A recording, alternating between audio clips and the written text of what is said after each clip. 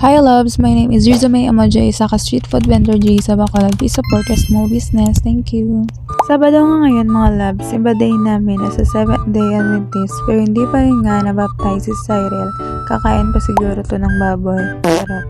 Na-late nga kami nagising kasi gabi na kami umuwi kaya naantok pa kanina. What? Simba. Nakapati ako nga piso kaya napatupot na kamusimbahan.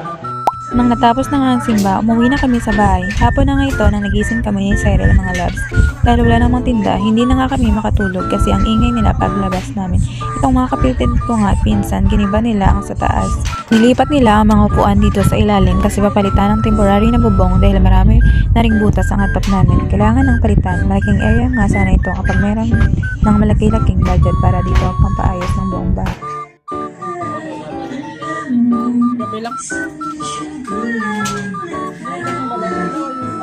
Nakabihis nga kami dito ni Cyril. Pupunta kami ng Carlota City sa pinsan namin. Doon kami magsiselebrate ng simpleng birthday ni Mother.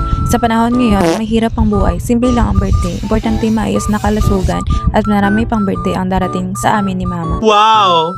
1 week gap lang nga yung pagitan naming dalawa. Dapat Lunes pa nga yun kaso in advance ko na.